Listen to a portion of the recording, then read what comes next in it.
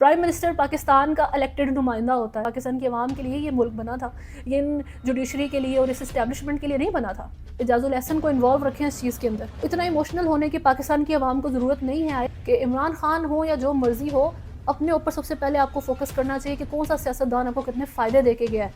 ये जो मामलात हैं, ये सियासतदानों से बहुत आगे चले गए हुए हैं। अस्सलाम वालेकुम, मैं हूँ दाशमी। आप मुझे मेरे फेसबुक और यूट्यूब चैनल के ऊपर देख रहे हैं। 27 डेज़ टू गो, 27 दिन रह गए हैं इलेक्शंस आने में। एंड पाकिस्तान में जिस दिन तक इलेक्शंस आएंगे तब तक का हर दिन बहुत ज़रूरी है। न्यू अपडेट आती है एवरी डे। बॉम्बशेल न्यूज़ का जो है वो गिरता है। अभी परसों मज़ाहिर अली नकवी इस्तीफ़ा देते हैं, जस्टिस इम्पोर्टेंट जज। उसके बाद जस्टिस एजाजुल एहसन इस्तीफ़ा देते हैं कल। ये कौन है? ये next chief justice of Pakistan थे जी, जो अक्टूबर में बन जाने थे काजी फायज ईसा साहब के बाद।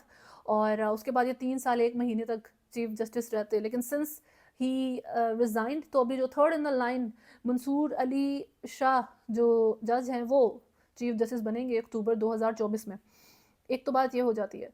अभी आप हर एनालिसिस को इमरान खान और नवाज शरीफ और इलेक्शंस और इस तरह की सिचुएशंस के अंदर बात करते हुए सुनेंगे, और इसी तरीके से बात की भी जानी चाहिए असूलन तो। लेकिन मामलात इस टाइम उस सारी सिचुएशन से बहुत डिफरेंट हो गए हैं, बहुत आगे चले गए हैं। इस वक्त पाकिस्तान में बेसिकली जो सारा इस टाइम ये जो केओस तो है ही, एक बीच में एक थोड़ी एक जंग सी चल रही है। वो पॉलिटिक्स की नहीं, वो एम्पायर की जंग है इस वक्त। एम्पायर का लफ्ज़ आई एम श्योर पाकिस्तान के सब लोगों को पता है। जब इमरान खान साहब धरना देते थे और एम्पायर की उंगली उठती थी, तो डी चौक पे धरना भी पॉसिबल हो जाता था। कंटेनर पे खड़े होकर जो बिल जलाते थे इमरान खान, वो भी पॉसिबल हो जाता था। और पार्लियामेंट की प्रेमिसेस के अंदर जब प्रोटेस्ट करने वाले लोग एंटर होते थे, तो वो भी पॉसिबल हो जाता था। ये उन टाइम्स की बात है। अभी अगर आपको लगता है कि ऐसा कुछ नहीं है और कोई एम्पायर नहीं एग्जिस्ट करता था और इमरान खान की बैक पे कोई नहीं था, सिर्फ Imran Khan all in all था, तो काइंडली आप जाएं और वहाँ पर जाके ज़रा एक कोई कंटेनर ना लें, कुछ भी ना करें इस तरीके का, लेकिन एक पीसफुल तरीके से ही वहाँ खड़े होकर ज़रा आप डी चौक पे एक बिल को जलाएं और वहाँ से अनटच्ड और बिल्कुल आराम से वापस आ जाएं, तो देख लेंगे कि हाँ भाई आप सही कह रहे थे। लेकिन this is not a possibility, क्योंकि ऐसा नहीं होने वाला, ये आपको भी पता है। तो ये वो अंपायर है जिसने 9 मई के वाक़े के लिए भी इमरान खान को गो अहेड दिया था। और बेसिकली इमरान खान को नहीं, जिन्होंने भी 9 मई किया है और इमरान खान के नाम का इस्तेमाल किया था उसमें, और इमरान खान को ये कॉन्फिडेंस था, दिया गया था कि आपका नाम यूज़ होगा और 9 मई का एक वाक़या होगा। जिस तरह जी पहले बिल जलाने से शुरू होकर वो जीएचक्यू के जलने तक चीज़ जाती है, तो इमरान खान तब भी उसी कॉन्फिडेंस में थे कि आई विल बी अनहार्म्ड और मुझे फिर कोई मसला नहीं आएगा, क्योंकि जी एम्पायर की बैक है, मुझे एम्पायर की उंगली मेरे हक में उठी हुई है। तो इस टाइम एम्पायर की जो उंगली है, वो उसको अपने लिए उठाने की ज़रूरत, शायद उसको भी इस वक्त किसी एम्पायर की ज़रूरत पड़ गई है, क्योंकि इस टाइम ये जंग उनकी चल रही है। नवाज़ हो, इमरान खान हो या ये सब लोग हों, वो इस टाइम गेम के सबसे छोटे प्लेयर्स हैं। सबसे ज़्यादा जो आप कह सकते हैं ना कि यूज़लेस जो यूज़ करता है ना एक मेन प्लेयर, जब किसी भी बंदे को या किसी भी चीज़ को सिर्फ अपने मूव को फॉरवर्ड करने के लिए टाइम बीइंग के लिए इस्तेमाल करता है, तो नवाज़ और इमरान खान और जरदारी, ये सब लोग सिर्फ उन फिगर्स से ज़्यादा किसी चीज़ की वैल्यू बेसिकली नहीं रखते हैं। ये एजाजुल हसन, बड़ी एक एम्बैरसिंग बात है कि पिछले ख़ास तौर से, पिछले नहीं बल्कि हमेशा से, अब ज़ियाउल हक के टाइम से चीज़ें निकालें, तो जब ज़ियाउल हक के साथ मौलवी मुश्ताक ने मिल के भुट्टो को फांसी लगा दिया था, तो तब भी ग्रुपिंग ही हुई थी। एक सर्टन ग्रुपिंग हो जाती है सर्टन बंदे के अगेंस्ट, और सर्टन बंदा हमेशा वो प्राइम पोजीशन हो के ऊपर बैठा हुआ बंदा होता है पाकिस्तान की, यानी कि प्राइम मिनिस्टर होता है पाकिस्तान का, उसके अगेंस्ट ग्रुपिंग करके उसको मार पीट के भगा दिया जाता है या मार दिया जाता है। भुट्टो के एग्जांपल में तो he was killed ultimately. Grouping थी। अभी भी नवाज शरीफ की दफ़ा भी जब इमरान खान को फ्रंट पे लाया गया था, तो उस वक्त जिन जजेस का इस्तेमाल हुआ था, तो उसमें बंदयाल, साकिब निसार, ये जो एजाजुल एहसन और मुनीब अख्तर, ये एक सर्टन ये जो बेंच है ना, जब नवाज शरीफ के खिलाफ फैसला आना ना, तो इनमें से एक बंदा या दो बंदे तो 100% जज जो हैं उस पैनल के अंदर मौजूद होते थे, उस बेंच के अंदर मौजूद होते थे। Before you go and support any of this जजेस, आप मज़ाहिर अली नकवी को अगर किसी लिहाज से जो है ना बड़ा दिल से सपोर्ट करने की कोशिश करते हैं, या ये जो एजाजुल एहसन हैं, इनके आप अगर रेजिग्नेशन के ऊपर अफसोस करने की कोशिश करते हैं कि देखो किस तरीके से फिर से एक जज को फोर्स करके उसको जो है धमका के उससे रेजिग्नेशन दिला लिया गया है, तो उस सारी चीज़ से पहले आपने अपने आप से या इस कॉन्स्टिट्यूशन से क्वेश्चन करना है कि क्या ये ग्रुपिंग किसी भी लिहाज से एक स्टेबल मुल्क की, एक डेमोक्रेसी वाले मुल्क की निशानी देता है। क्या इस तरीके से हमारा कॉन्स्टिट्यूशन काम करता है, जिस तरीके से पहले मैंने बात की थी कि आराम से आप एक बेंच को देख के बता सकते हैं जजेस के कि ये जो बेंच है ना, ये इन इस बंदे के अगेंस्ट या इस बंदे के हक में फ़ैसला देगा। एजाजुल हक एजाजुल एहसन है जो, इन्होंने अपने टाइम पे बहुत से इम्पोर्टेंट जो है वर्डिक्ट्स दिए हैं, ये बहुत इंपॉर्टेंट पैनल्स का हिस्सा रह चुके हैं। नवाज शरीफ के पनामा का केस, उसका डिसीजन इनकी तरफ से आता है।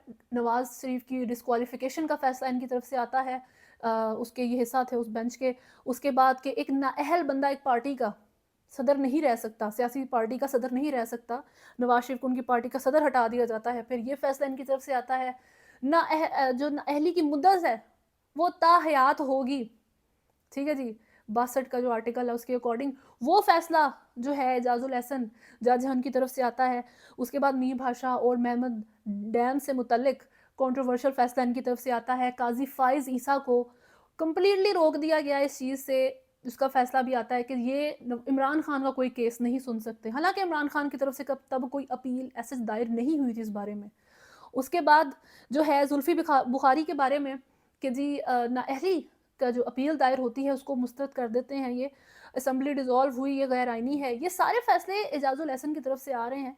अगर आप कहेंगे कि नहीं सही फैसले दिए हैं क्योंकि सारे फैसले इमरान खान के हक में जाते हैं, फिर आप भी उसी तरह सोच रहे हैं, फिर आप इस वक्त काजी फायज़ ईसा को किसी भी लिहाज से पॉइंट करने की पोजीशन पर नहीं है, हम जज मंसूर अली शाह को किसी भी लिहाज से पॉइंट करने की पोजीशन पर नहीं है, क्योंकि ये सारे इमरान खान के अगर खिलाफ हैं तो आप फिर इमरान खान के हक वाले जजेस को भी उसी तरीके से पॉइंट करें, क्योंकि सब बेसिकली हैं तो एक ग्रुपिंग के तहत ही चल रहे हैं ना, ग्रुप ए हो या बी हो, कॉन्स्टिट्यूशन के अंदर तो किसी ग्रुप की गुंजाइश मौजूद नहीं है।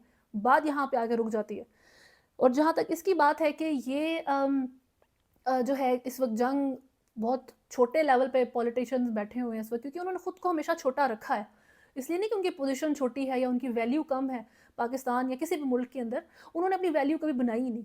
इमरान खान, नवाज शरीफ, जरदारी या जितने भी यहाँ पर सियासी लोग मौजूद कभी भी रहे हैं, उन्होंने अपनी कभी एक सियासतदान की वर्थ को, एक सियासतदान की स्ट्रेंथ बनने की या उसको स्ट्रेंथ देने की कोशिश नहीं की है। उन्होंने हमेशा खुद को इंडिविजुअल स्ट्रेंथ देने की कोशिश की है, और इमरान खान उन्हीं नामों में से एक नाम है। अगर आप इस तरीके से नहीं सोचते, अगेन आई मेंशन कि आप यू आर फूलिंग योरसेल्फ, आप एक बहुत छोटे पर्सपेक्टिव से सोच रहे हैं। जो इस वक्त पाकिस्तान तहरीक इंसाफ के सपोर्टर्स हैं, जो वोटर्स थे, बल्कि वो इमरान खान की गवर्नमेंट के टाइम पे बहुत ज़्यादा उनसे थोड़े से डिसहार्ट हो गए हुए थे because of the failures Imran Khan government had made. Eventually वो हट रहे थे उनसे, बल्कि लेकिन जब उनकी पोजीशन से उनको जिस तरीके से हटाया गया तो वो एक पॉलिटिकल हिट उस तरीके की, वो इमरान खान को फ़ायदा तो बहुत ज़्यादा दे गई कि वो एक उनकी पार्टी एक सियासी शहीद बन गई। लोग एक, मैं कहती हूँ, पहले से डबल ट्रिपल हो के नंबर्स जो हैं इमरान खान की तरफ गए उस वजह से। अच्छा हो गया। अभी उनका नैरेटिव इस सारी चीज़ में ये है कि इमरान खान की गवर्नमेंट को हम तो यार ऐसे ही बोल दिया करते थे कि देखो वो बुरा हो कर रहा है, उनका गवर्नमेंट में हमको मसला आ रहा है, वो सारी चीज़ एक्चुअल में तो वो बाजवा था, एक्चुअल में तो वो इस्टेब्लिशमेंट थी जो वो सारे डिसीजंस ले रही थी, और इमरान खान को वो बेचारे को करना पड़ रहा था, सुनने पड़ रहे थे वो, ये वजह थी।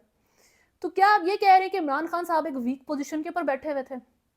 क्या वो एक क्लर्क की पोजीशन पे थे, अकाउंटेंट थे वो, सिर्फ वो एक प्राइम मिनिस्टर की पोजीशन के ऊपर नहीं थे कि वो इस बारे में कुछ कर नहीं सकते थे? आपका अपना नैरेटिव एक बहुत डेंजरस नैरेटिव है जो आपको बैकफायर कर सकता है, ठीक है? तो क्या आप ये कहना चाह रहे हैं कि इमरान खान जो है एक स्पीच नहीं कर सकते थे, एक वर्ड बोल ही नहीं सकते थे? क्योंकि it takes Imran Khan one video 1 minute की टू बिल्ड अ नैरेटिव जो सच है।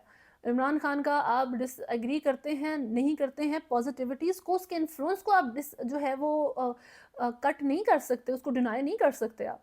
तो इमरान खान को एक वीडियो लगेगी एक कंप्लीट नैरेटिव को बिल्ड करने में। और उसके पीछे पूरी एक आर्मी खड़ी हो जाएगी जो उसको सपोर्ट करना शुरू कर देगी उस नैरेटिव को। उनको ये एक आर्टिकल जो उन्होंने पब्लिश किया है जिसके बारे में बात है कि पता नहीं खुद लिखा है या थोड़ा-थोड़ा करके ज़ुबान से बोल के लिखवाया है, उसने एक नैरेटिव बिल्ड कर दिया। तो आई होप ये जो डिबेट है ये प्रो नवाज़ और प्रो खान तक लिमिट ना हो जाए, इनके सपोर्टर्स आपस में यही बहस करके एक दूसरे का सर ना फाड़ते रहें कि जी देखो किस तरह एक प्रो इमरान जो सिर्फ प्रो इमरान नहीं था बल्कि एक्चुअली में जस्ट कॉन्स्टिट्यूशन को फॉलो करने वाला जज था एजाजुल एहसन, और उसको उन्होंने प्रेशराइज करके उसका इस्तीफ़ा दिलवा दिया। ये क्वेश्चन आपने इतनी जल्दबाजी में नहीं करना है, क्योंकि ये जो मामलात हैं ये सियासतदानों से बहुत आगे चले गए हुए हैं। फैज़ाबाद धरना में मुलव्वस अफसरान के लिए कार्रवाई के लिए तीनों सर्विस चीफ्स को खतरसाल किए गए हैं। उनमें से एक चीफ जो है फैज़ हमीद हैं। मुशर्रफ के केस के में उसके ऊपर सजाए मौत के फैसले को बहाल रखा जाता है काजी फाइज ईसा की तरफ से, और आर्मी की तरफ से कोई रिएक्शन नहीं है। हालांकि 2019 में जब ये फैसला आया था तो एक बड़ा अप्रोर होता है, ठीक है, ISPR की ऑफिशियल स्टेटमेंट्स आती हैं, लेकिन इस दफ़ा ऐसा नहीं है। तो ये चीज़ें इनफ है पॉइंट करने के लिए कि ये डायरेक्शन इस टाइम हर चीज़ की सियासत से आगे निकल गई है। और जहाँ तक इन इस्तीफ़ों की बात है जुडिशरी की तरफ से, तो इस वक्त जुडिशरी के जो रेजिग्नेशन आते हैं, मज़ाहिर अली नकवी का आता है, एजाजुल एहसन का आता है, वो अपने जो भी डिसीजंस दे चुके हैं। सबसे पहले तो ये बात है कि क्या एक इस्तीफ़ा काफ़ी है, क्या एक रेजिग्नेशन काफ़ी है कि अब कोई स्क्रूटनी नहीं होनी, असासे नहीं चेक होने, अकाउंटेबिलिटी नहीं होनी। जब यही इमरान खान इन्हीं के साथ था तो उसको अगर आपने जेल में रखा हुआ है तो ये जज इस्तीफ़ा दे के क्यों बरी ज़िम्मा है उन हर चीज़ के अंदर से। जब ये इस्टेब्लिशमेंट के लोग हैं, जब बाजवा का चीफ ऑफ आर्मी स्टाफ का टाइम पीरियड हो जाता है और वो रिज़ाइन कर देते हैं या वो रिटायर हो जाते हैं, तो क्या मतलब अब उनकी सारे टाइम पीरियड का कोई क्वेश्चन करने की अब ज़रूरत ही नहीं है। फैज़ हमीद, अब उन्होंने उनका टाइम पीरियड ख़त्म हो गया, रिटायर हो गए, अब उनको भी कुछ पूछने की ज़रूरत नहीं है। तो जब एक सियासतदान अपनी पोजीशन छोड़ देता है तो उसके पीछे क्यों पड़ जाते हैं ये सारा सिस्टम? क्या उसकी वैल्यू इन सारों से ज़्यादा कम है? उसकी वैल्यू एक्चुअल टर्म्स में जिस बेस के ऊपर पाकिस्तान बना था, जिसके ऊपर कायदे-आज़म ने इसको बनाया था, उसके अकॉर्डिंग प्राइम मिनिस्टर की पोजीशन सबसे ज़्यादा है इधर, ठीक है? प्राइम मिनिस्टर पाकिस्तान का इलेक्टेड नुमाइंदा होता है, पाकिस्तान की अवाम का इलेक्टेड नुमाइंदा होता है, और पाकिस्तान की अवाम के लिए ये मुल्क बना था। ये इन जुडिशरी के लिए और इस इस्टेब्लिशमेंट के लिए नहीं बना था। तो जब ये रिटायर होने के बाद, ये रेजिग्नेशन देने के बाद खुद को हर चीज़ से चिल आउट समझते हैं कि अब तो हम अपने उन एहसासों को एंजॉय करेंगे जो हमने इस सारे टाइम में कमा के रखे हैं, एजाजुल एहसन को इन्वॉल्व रखे हैं इस चीज़ के अंदर, तो इतना इमोशनल होने की पाकिस्तान की आवाम को ज़रूरत नहीं है। आई से इट अगेन एंड अगेन कि इमरान खान हो या जो मर्जी हो, अपने ऊपर सबसे पहले आपको फोकस करना चाहिए कि कौन सा सियासतदान आपको कितने फ़ायदे दे के गया है। और जहाँ तक इमरान खान की बात है, वो एक पेज के ऊपर हमेशा रहे हैं बाजवा के साथ, इस्टेब्लिशमेंट के साथ, बड़ा प्राउड रहा है उनको उस चीज़ का, और उसका कॉन्सिक्वेंसेस अवाम भुगत रही है, इमरान खान भुगत रहे हैं। और पार्लियामेंट के अंदर जब बाजवा साहब एक बैक बेंचर के तौर पे मौजूद थे, in the words of Imran Khan जो उन्होंने अपने आर्टिकल में यूज़ किए हैं, आई विश कि अब जो विश कर रहे हैं ना इमरान खान के, मैं इस पेज के ऊपर से सिर्फ अपना नाम नहीं कटवाऊंगा, इस पूरे पेज को फाड़ के फेंको या तो, ठीक है, इन सारे लोगों को साथ स्क्रूटनी करो, उनकी अकाउंटेबल करो। आई विश अपनी गवर्नमेंट के टाइम पे जब वो गवर्नमेंट में थे तब उनके अंदर इतनी स्ट्रेंथ आई होती, इतनी पावर आई होती जितनी अभी वो जेल के अंदर इस्तेमाल कर रहे हैं, या जेल के अंदर जो इन्फ्लुएंस चला रहे हैं उसके अंदर रह के पूरी दुनिया में अपने फैंस और वोटर्स के अंदर, कि वो अपनी गवर्नमेंट के होते हुए उस पेज को फाड़ पाते या उस पेज से हट पाते जिसको वो बड़ा प्राउडली ऑन करते फिर रहे थे पहले। अभी तक के लिए वीडियो में इतना ही है। अगर आपने चैनल को फॉलो नहीं किया हुआ तो सब्सक्राइब करें, वीडियो को लाइक एंड शेयर ज़रूर करें। अल्लाह हाफ़िज़।